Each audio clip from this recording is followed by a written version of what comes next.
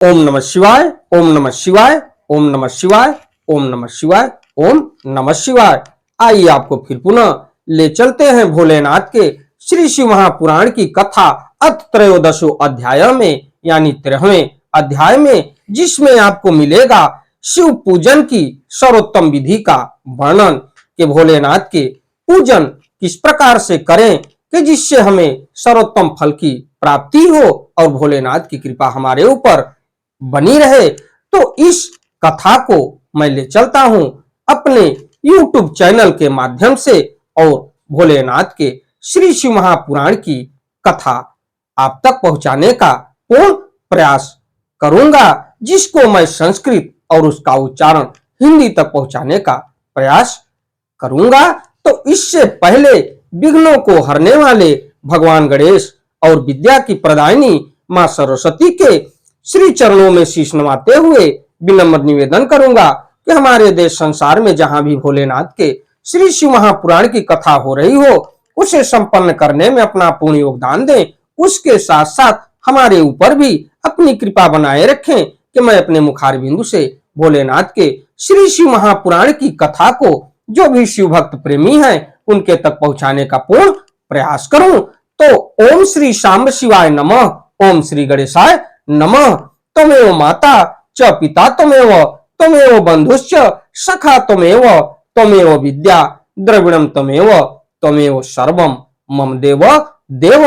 तो शिव पूजन की विधि के वर्णन के बारे में मैं आपको ले चलता हूं।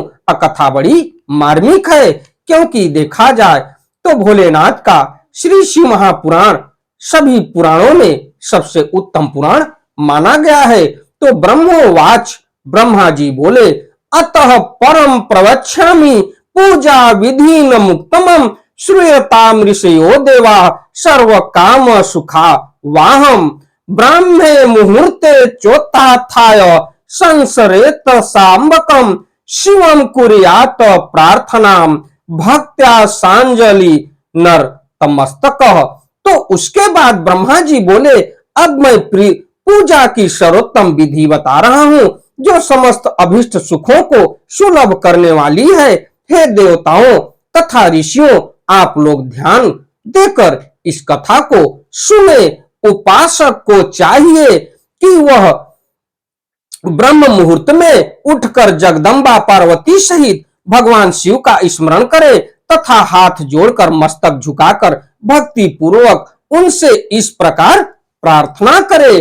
तो उत्तिष्ठोत्तिष्ठ देवेश, उत्तिष्ठ हृदयेशय, उत्तिष्ठ त्व मां स्वामीन ब्रह्मांडे मंगलम कुरु जनामि धर्मम न च मे प्रवृत्ति जानार्मम्य धर्मम न च मे निवृत्तः त्वया महादेव हृदय स्थितेन यथा नियुक्तोस्मिन् तथा करोम। तो उसके बाद हे देवेश्वर उठिए उठिए, मेरे हृदय में शयन करने वाले देवता उठिए, हे उमाकांत उठिए और ब्रह्मांड में सबका मंगल कीजिए। मैं धर्म को जानता हूं किंतु मेरी उसमें प्रवृत्ति नहीं होती। मैं अधर्म को जानता हूं परंतु मैं उससे दूर नहीं हो पाता।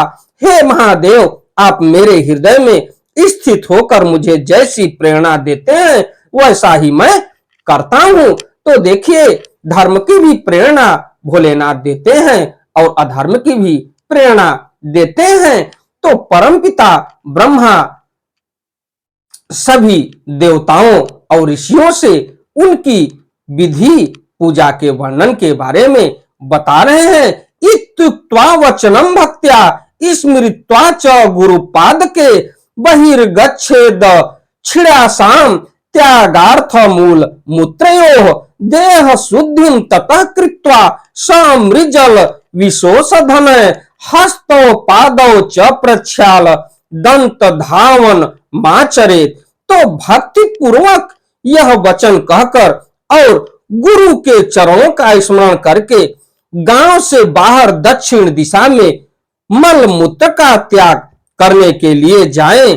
इसके बाद मिट्टी और जल से शरीर की शुद्धि करके दोनों हाथों और पैरों को धोकर दंत धावन कर दें, यानी दांतवन से अपने दांतों को साफ करिए। उसके बाद दीवानाथेत्व नुदिते कृत्वा वै दंत धावन मुखम षोडशवारम तु प्रेक्षाल्याञ्जलिभिस्तथा षष्ठ्याध्यामाश्च तिथि यो नवम्यर्क दिने तथा वर्ज्यासुरसर्यो यत्नाब्ध तेन रद धावने यथा वाकाशम सस्नायान्नधादिष्वथा वा गृहे देश काला विरुद्धम च स्नानम कार्यम नरेण च रवेन्द्रिने तथा श्राद्धे संक्रांतो ग्रहणे तथा महादाने तथा तीर्थे ह्युपवास दिने तथा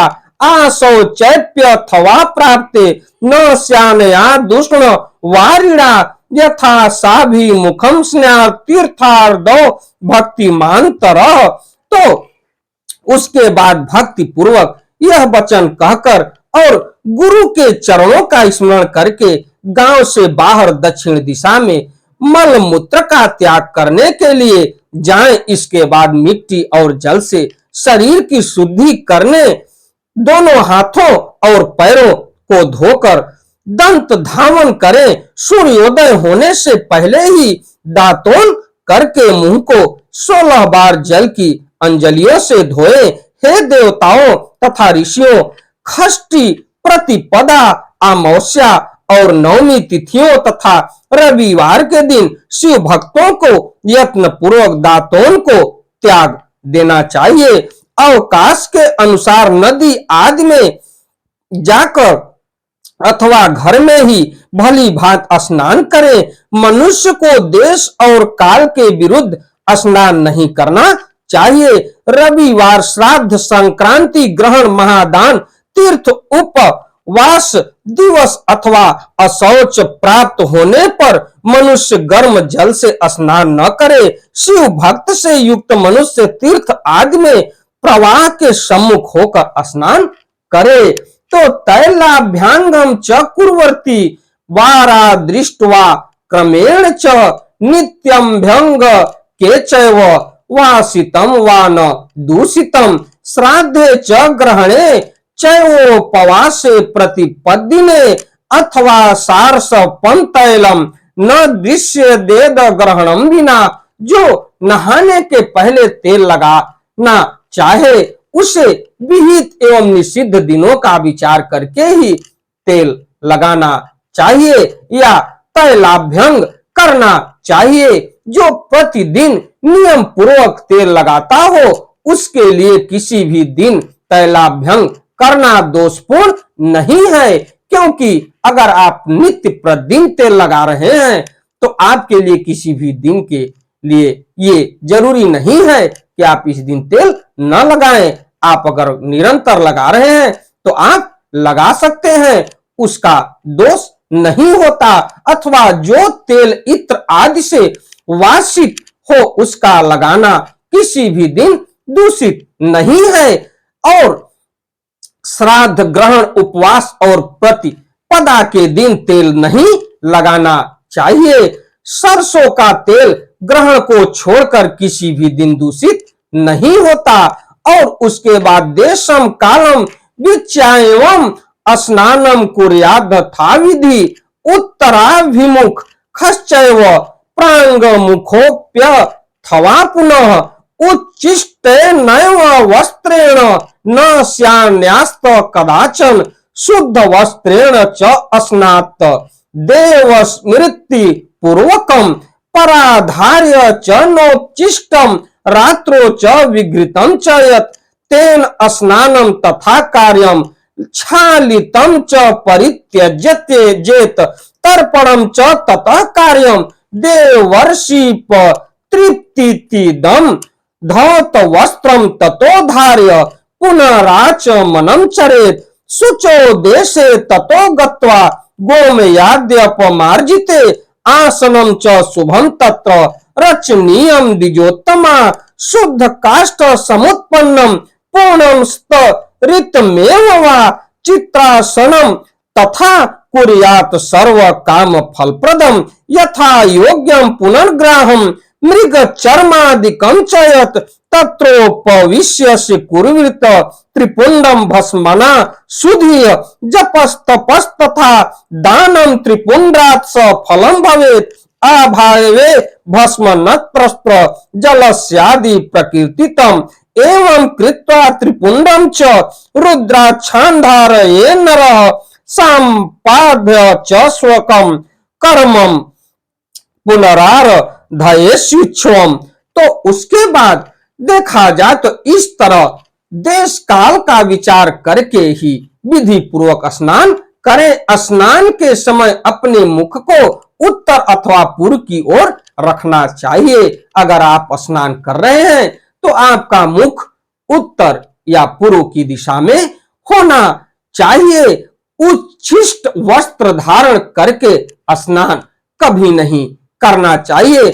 शुद्ध वस्त्र धारण करके इष्ट देव का स्मरण करते हुए स्नान करना चाहिए। जिस वस्त्र को दूसरे ने धारण किया हो तथा जिसे स्वयं रात में धारण किया गया हो उससे तभी स्नान किया जा सकता है जब उसे धो लिया गया हो। इसके पश्चात देवताओं, ऋषियों तथा पितरों को तृप्ति देने वाला तर्पण करना चाहिए। उसके बाद धुला हुआ वस्त्र पहने और आचमन करें। हे श्रेष्ठ द्विजो, तदंतर गोबर आदि से लीप पोत कर स्वच्छ किए हुए शुद्ध स्थान में जाकर वहां सुंदर आसन की व्यवस्था करें। वह आसन विशुद्ध काष्ठ का बना हुआ, पूरा फैला हुआ तथा चित्रमय होना चाहिए। ऐसा आसन संपूर्ण अभिष्ट फलों को देने वाला है। उसके ऊपर बिछाने के लिए यथा योग्य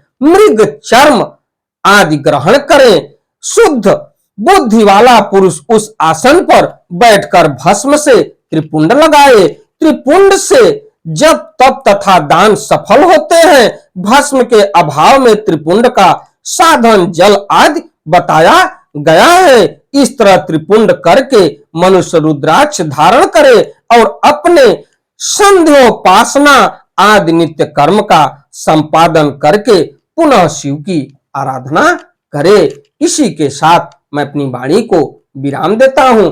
हमारी कथा, हमारी वीडियो आपको अच्छी लगे तो वीडियो को लाइक करिए, शेयर करिए, चैनल को सब्सक्राइब करिए, बेल आइकन दबाना न भूलिए, जिससे हमारी कोई भी महत्वपूर्ण धार्मिक वीडियो आप तक शीघ्र पहुंचे। आपके ऊपर, आपके परिवार के ऊपर जो भी भक्त भोलेनाथ के श्री शिव महापुराण की कथा को सुन रहे हैं उनके ऊपर भोलेनाथ की कृपा सदैव बनी रहे। चलते चलते एक बार प्रेम से बोलिए श्री शिवाय नमस्तुभ्यम, श्री शिवाय नमस्तुभ्यम, श्री शिवाय नमस्तुभ्यम, श्री शिवाय नमस्तुभ्यम, श्री शिवाय नमस्तुभ्यम।